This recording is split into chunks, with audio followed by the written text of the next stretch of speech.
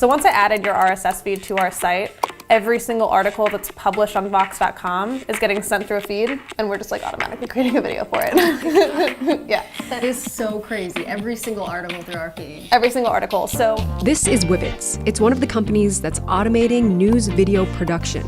You might call this the robot that's coming for my job.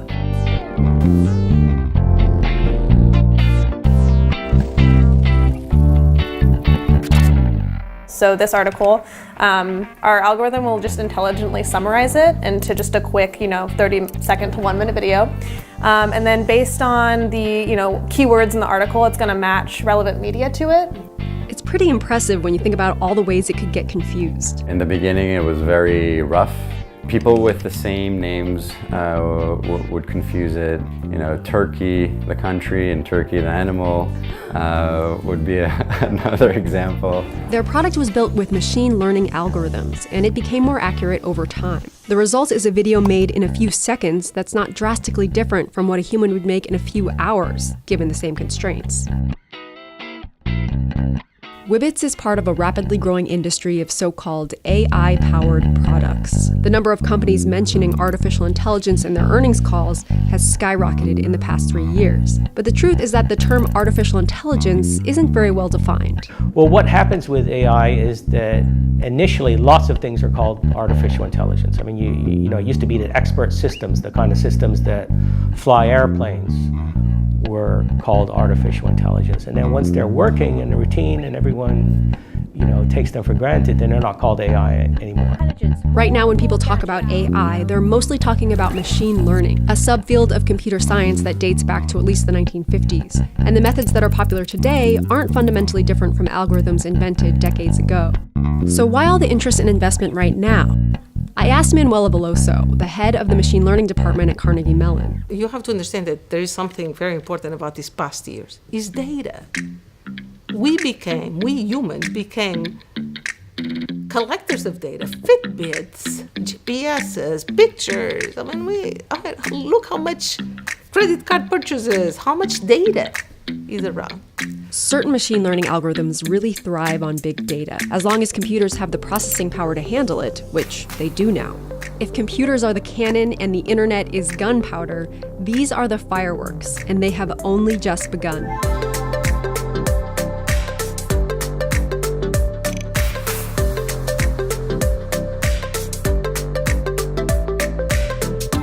In his book, Pedro Domingos offers a nice, simple way of understanding supervised machine learning. He says every algorithm has an input and an output. The data goes into the computer, the algorithm does what it will with it, and out comes the result. Machine learning turns this around. In goes the data and the desired result, and out comes the algorithm that turns one into the other. The algorithms are trained to find statistical relationships in the data that allow it to make good guesses when presented with new examples. That means we no longer have an easy rule for what kinds of tasks computers can and cannot do. 10 years ago, I could have said with confidence, we know how this works. To computerize something, you need to understand all the steps, then you script the steps and get a dumb machine to do it, and just follow mechanistically the process you would have followed. But now we have machines, and I shouldn't say we, I don't make them, but people have developed machines that learn from data. And so that makes it harder to say what set of jobs are going to become readily substituted by automation, and which will be complemented.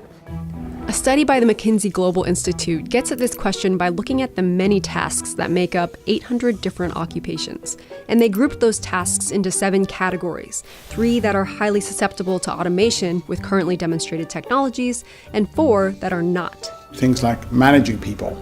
They include things like creativity. They include things like decision-making or judgment, and caring work that requires empathy or human interaction with an emotional content associated with it.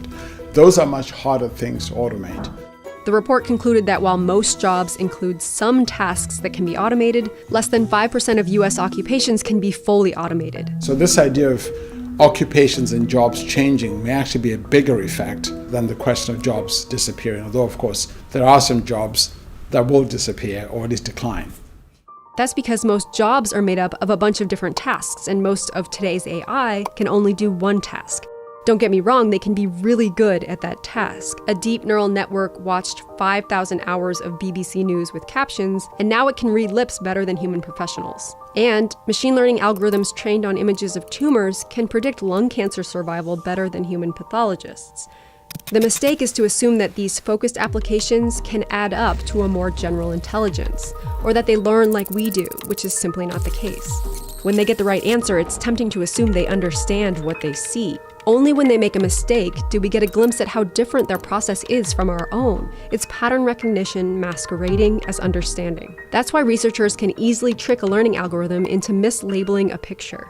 A lot of machine learning at this point is very superficial and very brittle. It's based on immediately observable features, which may or may not be essential to what's going on. Last year, director Oscar Sharp produced a short film that was written by a neural network trained on sci-fi movie scripts.